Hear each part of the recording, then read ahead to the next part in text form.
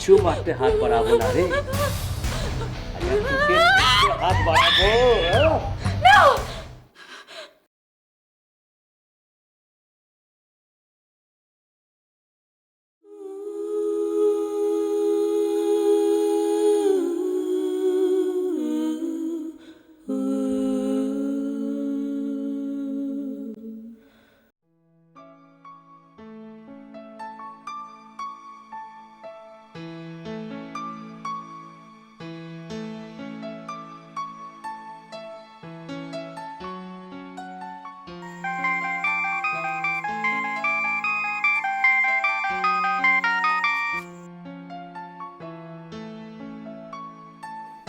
হ্যাঁ জয়া বলো।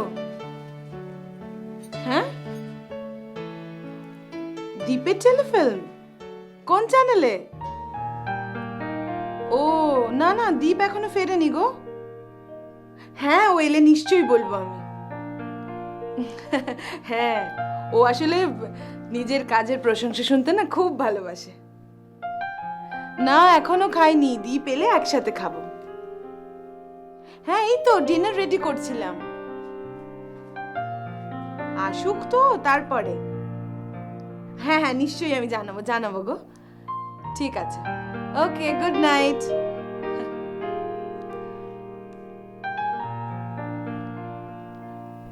আসছে না কেন এখনো? ফোন করি একটা। কি রে বাবু, কখন আসবি? ঘড়িটা দেখছিস না কটা বাজে? ও সরি মা, একদম খেয়াল করিনি। আচ্ছা বাবু, তুই এখন কোথায় বলতো? আমি ওই এক বন্ধুর বাড়িতে আছি। বন্ধু? কে, কোন বন্ধু? মা তুমি কি সবাইকে চেনো নাকি? আমি একটা দরকারি কাজে এসেছি, কাজ মিটে গেলেই চলে আসছি। বাবু আমি কিন্তু খুব টায়ার্ড, প্লিজ শোনা তাড়াতাড়ি চলে আয়।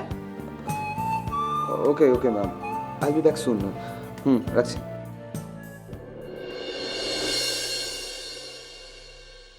আপনার বন্ধুর বাড়ির তো তুলনা নেই দেখছি। মানেটা খুব সহজ, এখানে যদি না আসতেন তাহলে আপনার এই অধঃপতনের সীমাটা কি করে অতিক্রম করতেন বলুন? তাই এখানে আসতে আপনি আপনার এই ভুলভাল অ্যাকুইজিশনগুলো প্লিজ একটু বন্ধ করবেন। এই শুনুন, আপনার ব্যাপারে আমার কোনো অভিযোগ বা অনুযোগ কোনোটাই করার ইচ্ছা নেই। আপনি যদি ভেবে থাকেন যে আমি এখানকার রেগুলার ভিজিটার, তাহলে কিন্তু আপনি ভুল করছেন। সকাল থেকে বারবার আপনি আমার ঘরে আসছেন, অথচ আপনি দাবি করছেন যে আপনি রেগুলার কাস্টমার নন। সত্যি আপনাকে না দেখলে বুঝতেই পারতাম না যে মানুষ কতটা নির্লজ্জ হয়। দেখুন, আমি কিন্তু আপনার সাথে কোনো অভদ্র আচরণ করতে আসিনি। একদম ঠিক, আপনি করেননি কারণ আপনি পারেননি। আসল ব্যাপারটা কি জানেন তো, আপনি খুব বোকা। ইরফান আমাকে চাবুক মেরেও যেটা আদায় করতে পারেনি, আপনি ভেবেছিলেন যে সস্তার কিছু সহানুভূতি দেখিয়ে আপনি সেটা আদায় করবেন। কিন্তু ভেরি সরি, সব মেয়েরা ছেলেদের পায়ের তলায় থাকে না, আর আপনি নির্বোধের মতন ওটাই চেষ্টা করে যাচ্ছেন। আর এটাই হলো আপনার সব থেকে বড় বোকামি। আসতে পারে दीप बाबू।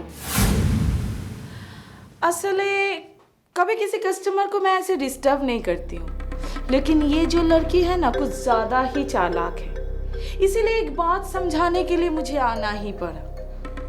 তোমার যা বলার তুমি বলতে পারো।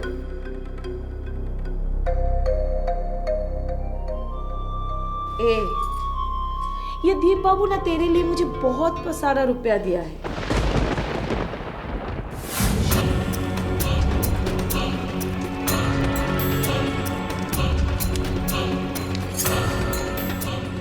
तो इससे खुश करने में कोई कसर मत छोड़ना, हाँ?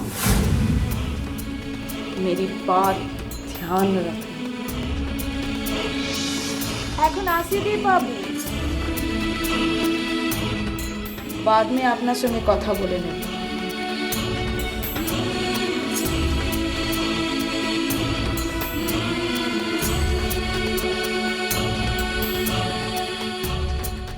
আসলে আমি টাকাটা কেসটা কি হলো?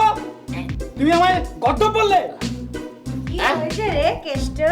দেখো না মা, বাবা আমায় গর্দভ বললো। রতনে রতন চিনেছে। আরে আমি গর্দভ? বেশ হয়েছে, ঠিক হয়েছে মা, একদম হ্যাপি হয়েছে, একেবারে লে ছক্কা। 56 57 58 60 সে কি গো বাবা, তুমি এমন উৎপাটাকের মতন সিট ডাউন স্ট্যান্ড আপ করছো কেন? বা গর্দভ 62 কেউ নেই তো? কেসটা কি হলো? তুমি আমায় গর্দভ বললে? কি হয়েছে রে কেষ্ট? দেখো না মা, বাবা আমায় গর্দভ বললো। রতনে রতন চিনেছে। আরে আমি গর্দভ? বেশ হয়েছে, ঠিক হয়েছে মা, একদম হ্যাপি হয়েছে, একেবারে লে ছক্কা। তোর মা মানে এই রাজলক্ষ্মী যখন দেয় না, একদম ছক্কাই দেয়। তোর বাবার মতন ঠুকিয়ে ঠুকিয়ে রান করে না। একেবারে ঠুকিয়ে ঠুকিয়ে কি একেবারে ক্রিকেট প্লেয়ার এলেন রে।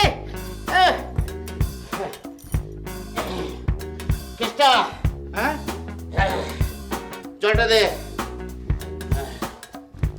নাও গেল।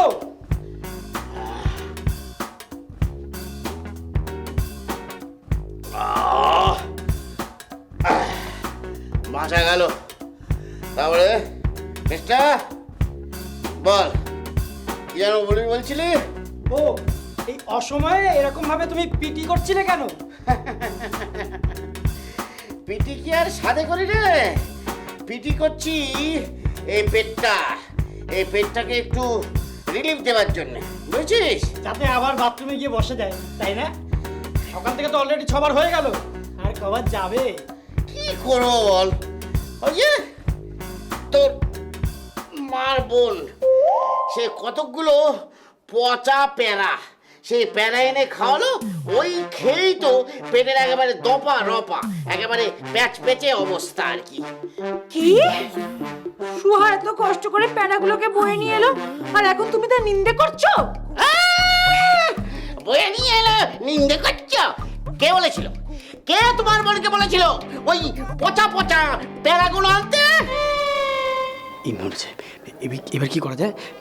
কার পক্ষ? মার পক্ষ নিলেই বাকি প্যারাগুলো সাঁটানো যাবে।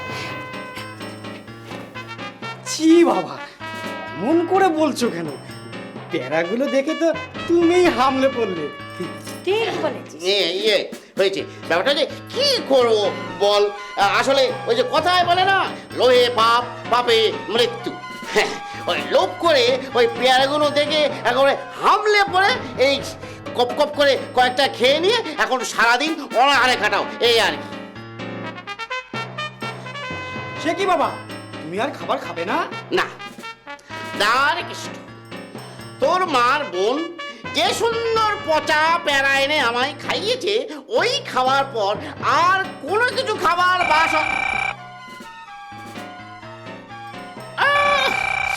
একেবারে জ্বালাতনে কারবার।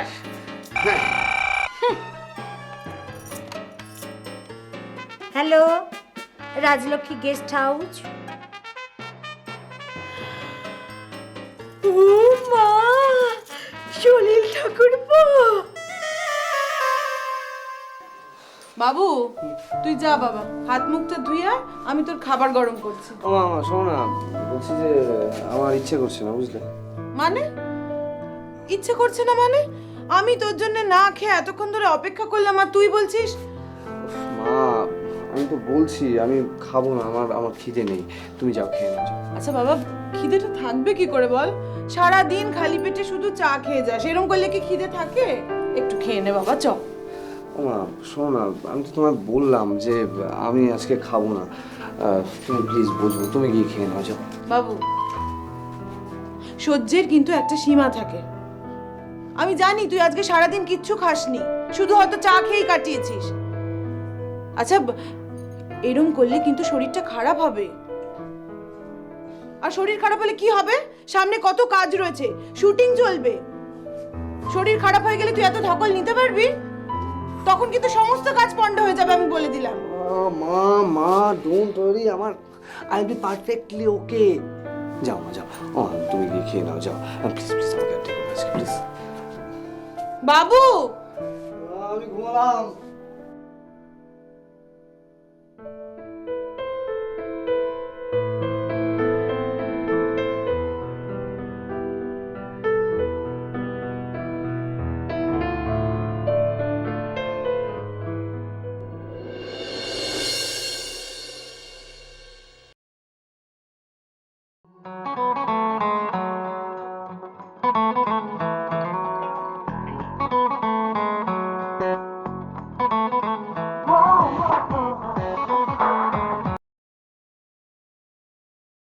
হ্যাঁ বলো।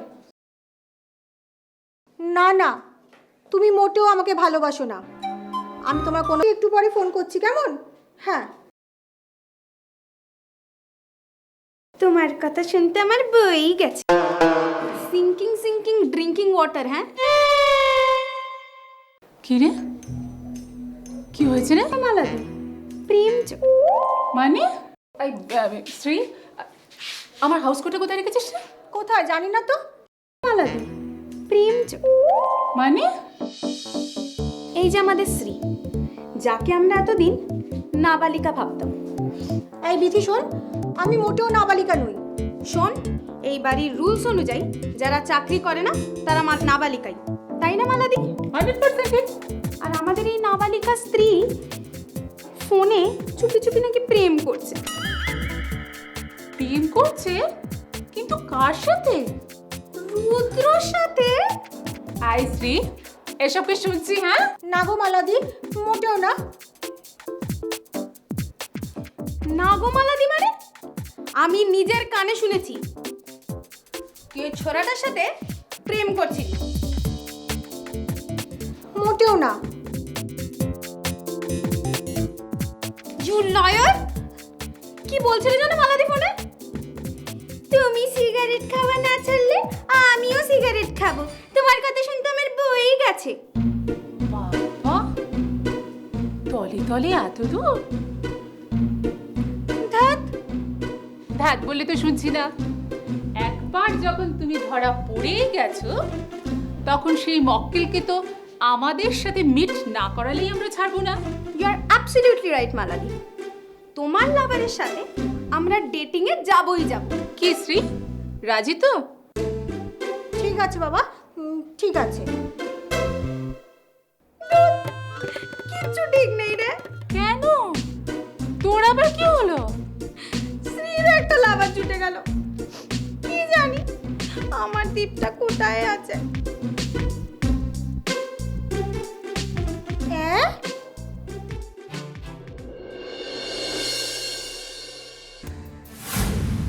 সত্যি মানুষ যে এত নীচ আর নির্লজ্জ হতে পারে আপনাকে না দেখলে বুঝতে পারতাম না। না না, আসলে আমি কিন্তু থাক, মিথ্যেটাকে আর সত্যি বলে প্রমাণ করতে হবে না। আপনি কিন্তু বারবার আমাকে মিসআন্ডারস্ট্যান্ড করছেন। ঠিক বলেছি, আমি সত্যি আপনাকে মিসআন্ডারস্ট্যান্ড করছি। কেন করছি জানো? কারণ আপনি একটা চরিত্রহীন। সত্যি তো, ইরফান আপনার থেকে অনেক ভালো। অ্যাটলিস্ট ওর বাইরেটা দেখে বোঝা তো যায় যে ও কতটা জানোয়ার, কতটা জঘন্য। কিন্তু আপনার তো ভেতরটা একরকম আর বাইরেটা আরেক। আপনি তো ওদের থেকেও সাংঘাতিক। না না, ও ভুল বোঝে বুঝুক, কিন্তু আমাকে ওর কাছে যেতেই হবে। ওকে যে করেই